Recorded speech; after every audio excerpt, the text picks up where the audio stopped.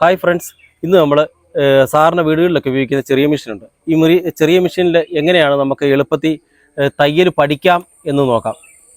തയ്യൽ ഒട്ടും അറിയത്തില്ലാത്തവർക്ക് ആദ്യമായിട്ട് ഫ്രഷായിട്ട് തയ്യൽ പഠിക്കാൻ ശ്രമിക്കുന്നവർക്ക് വേണ്ടിയാണ് ഈ വീഡിയോ ചെയ്യുന്നത്. നമുക്ക് എളുപ്പത്തിൽ എങ്ങനെയായി തയ്യൽ പഠിച്ചെടുക്കുന്നത് എന്നുള്ളത് ഞാൻ കാണിച്ചു തരാം, ശ്രദ്ധിച്ചു. ആദ്യം നമുക്കിതിൻ്റെ ബെൽറ്റ് ഊരി വിടാം. ഇതുപോലെ ബെൽറ്റ് ഊരി മാറ്റി ഇതുപോലെ കെട്ടിയിട്ടേക്കണം. ഇങ്ങനെ ഇപ്പോൾ അടിയിലത്തെ വീലപ്പം പൂർണ്ണമായിട്ടും ഫ്രീ ആണ്. ഇത് കണ്ടോ, ചുമ്മാ ഫ്രീ ആയിട്ട് കറങ്ങിക്കൊണ്ടിരിക്കും. ഇത് പ്രഷർ ഫുഡ് ഉയർത്തി വയ്ക്കുക. അതുപോലെ തന്നെ ബോബൻ കേസും ഊരിയെടുക്കുക. ബോബൻ കേസ് ഇട്ട് തയ്ക്കരുത്. പഠിക്കാൻ നേരം ബോബൻ കേസ് ഊരി വെച്ചേക്കണം. പ്രഷർ ഫുഡും പൊക്കിയതിന് ശേഷം നമ്മൾ കാല് കൊണ്ട് ഇത് കണ്ടോ, ഇങ്ങനെ അങ്ങോട്ട് നമ്മൾ നമ്മുടെ വശത്തോട്ട് തന്നെ വരുന്ന രീതിയിൽ ചവിട്ടി കൊടുക്കുക. തിരിഞ്ഞും മറിഞ്ഞും കറങ്ങും ആദ്യമൊക്കെ. പുറകോട്ട് തിരിഞ്ഞു കറങ്ങുന്ന സമയത്ത് നമ്മൾ മെഷീൻ്റെ വീലെ പിടിച്ചോണ്ട് അതിനെ നിയന്ത്രിച്ച് മുമ്പോട്ട് തന്നെ കൊണ്ടുവരണം. അപ്പോൾ ആദ്യമായിട്ടൊക്കെ പഠിക്കുന്ന ആൾക്കാർക്കൊക്കെ ആദ്യം ബുദ്ധിമുട്ടായിരിക്കും. വലത്തോട്ടും ഇടത്തോട്ടും എല്ലാം കറങ്ങും. പക്ഷെ നമ്മളത് ശ്രദ്ധിച്ച് നമ്മുടെ വശത്തോട്ട് തന്നെ കറങ്ങുന്ന രീതിയിൽ അങ്ങനെ ഒരു ബാലൻസ് ആക്കി എടുക്കണം. സിമ്പിളായിട്ട് നമുക്ക് ചെയ്യാൻ പറ്റും. നമുക്കൊരു 10 മിനിറ്റോ 20 മിനിറ്റോ അല്ലെങ്കിൽ ഒരു അങ്ങേറ്റം ഒരു അരമണിക്കൂർ ഇരുന്ന് കഴിയുമ്പോൾ ഇങ്ങനെ ചവിട്ടി കഴിയുമ്പോൾ നമ്മുടെ സൈഡിലോട്ട് തന്നെ മെഷീൻ കറങ്ങി വരും. അതിനുശേഷം നമുക്ക് ഇതുപോലെ ബെൽറ്റ് ഇടണം. ബെൽറ്റ് ഇട്ട് കൊടുത്തതിന് ശേഷം നമുക്ക് ചവിട്ടി നോക്കണം. ഇതുപോലെ ബെൽറ്റ് ഇട്ടതിന് ശേഷം ചവിട്ടി നോക്കണം. അപ്പോഴും അതുപോലെ തന്നെ സംഭവിക്കും. പുറകോട്ടും കറങ്ങും, മുമ്പോട്ടും കറങ്ങും. അത് നമ്മൾ ശ്രദ്ധിച്ച് മുമ്പോട്ട് തന്നെ വരുന്ന രീതിയിൽ കറക്കി നമുക്കത് ബാലൻസ് ആക്കി എടുക്കണം. മുമ്പോട്ട് കറക്കുക.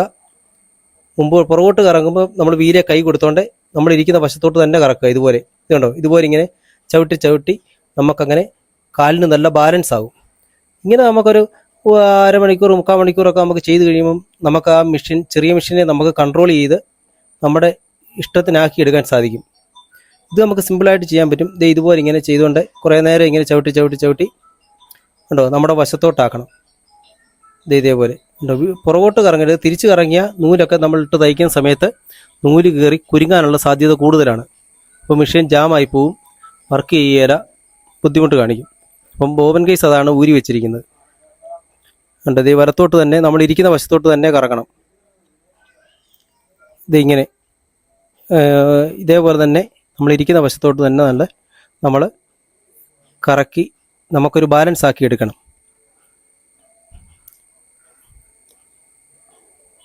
പുറകോട്ട് കറങ്ങുകയാണ് നമ്മൾ വീല് ഒന്ന് കൈകൊണ്ട് തടഞ്ഞ് മുമ്പോട്ട് തന്നെ ആക്കി വിടണം.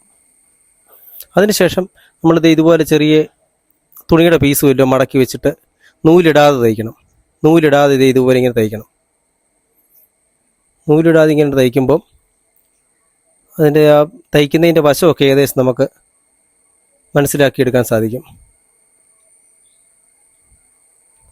നൂലിടാതെ കുറേ പ്രാവശ്യം ഇങ്ങനെ തിരിച്ചും മറിച്ചും പുറകോട്ട് കറങ്ങാതെ മുമ്പോട്ട് കറങ്ങുന്ന രീതി, നമ്മൾ ഇരിക്കുന്ന വശത്തോട്ട് മാത്രം കറങ്ങുന്ന രീതിയിൽ സെറ്റ് ചെയ്ത് അങ്ങനെ നമുക്ക് കാലിനും നല്ലൊരു ബാലൻസ് ആകും. നേരം മെഷീൻ കേട്ടോ നമ്മൾ ഇരിക്കുന്ന സൈഡിലോട്ട് തന്നെ വരും. ഇങ്ങനെ നിങ്ങൾ പരീക്ഷിച്ച് നോക്കിയാൽ മതി. സിമ്പിളായിട്ട് നമുക്ക് ഇങ്ങനെ പഠിച്ചെടുക്കാൻ സാധിക്കും.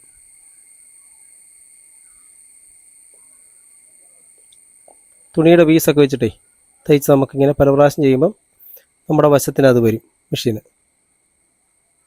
പ്രത്യേകം ശ്രദ്ധിക്കണം, ബോബൻ കേസ് ഇടരുത്. ബോബൻ കേസ് ഇട്ടാൽ നൂലൊക്കെ കയറി കുരുങ്ങി അത് ജാമാകാനുള്ള സാധ്യത കൂടുതലാണ്. അത് കാരണം ഇങ്ങനെ തന്നെ നമ്മൾ തയ്ച്ച് നമ്മുടെ മെഷീൻ നമുക്ക് കൺട്രോൾ ചെയ്യാനുള്ള ഒരു ബാലൻസ് വരും. അതിനുശേഷം മാത്രമേ നമ്മൾ നൂലിട്ട് തയ്ക്കാവൂ.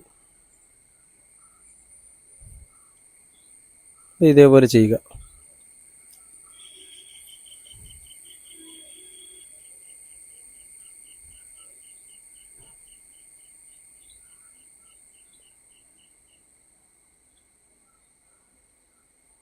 ഇപ്പം നമുക്ക് ഏകദേശം മെഷീൻ നമുക്ക് കൺട്രോൾ ചെയ്യാൻ പറ്റും. ഇനി നമുക്കിതുപോലെ ബോബൻ കേസ് ഇട്ട് കൊടുക്കണം.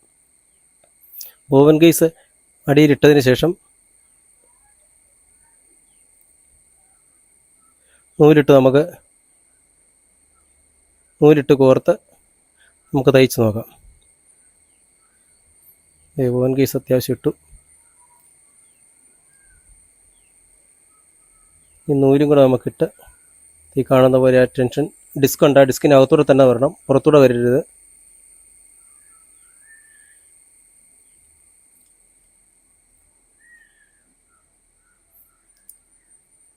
ഇത് ടേക്കറുണ്ട്, ഇതുവഴി കോർത്തെടുത്ത്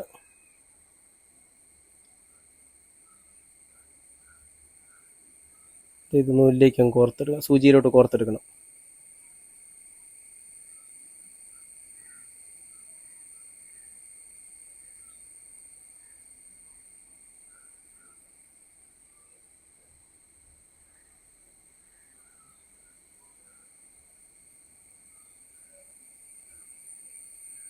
ഇതേപോലെ കോർത്തിട്ട് എടുന്നൂര് പൊക്കി എടുക്കണം.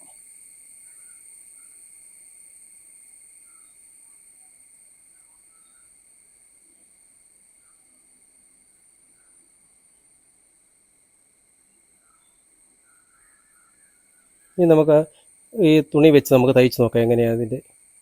തുണി വെച്ച് തയ്ക്കുമ്പോഴും പ്രത്യേകം ശ്രദ്ധിക്കണം, മെഷീൻ പുറകോട്ട് കറങ്ങാതെ ശ്രദ്ധിക്കണം. മുമ്പോട്ട് തന്നെ നമ്മുടെ ആ ബാലൻസ് കൺട്രോൾ ചെയ്ത് തന്നെ കൊണ്ടുപോകണം. ഇങ്ങനെ സിമ്പിളായിട്ട് തയ്ച്ചാൽ മതി. ആദ്യമൊക്കെ സ്പീഡ് കുറച്ച് തയ്ച്ചാൽ മതി. നല്ല ബാലൻസ് ആയി കഴിയുമ്പോൾ നമുക്ക് നമ്മുടെ ഇഷ്ടത്തിന് ഉള്ള സ്പീഡിൽ തയ്ക്കാം. എങ്ങനെ വേണമെങ്കിലും നമുക്ക് അഡ്ജസ്റ്റ് ചെയ്ത് തയ്ക്കാൻ പറ്റും. ഇത് കണ്ടോ, ഇതുപോലെ തന്നെ പുറകോട്ട് കറങ്ങാൻ, അഥവാ പുറകോട്ട് കറങ്ങാനൊരു ചാൻസ് വന്നാൽ പെട്ടെന്ന് വീലേ കൈ കൊടുക്കണം, നിർത്തിയിട്ട് മുമ്പോട്ട് തന്നെ കറങ്ങണം. ഇത് കണ്ടോ, നല്ല തയ്യലാണ്, നല്ലപോലെ തയ്ക്കുന്നുണ്ട്.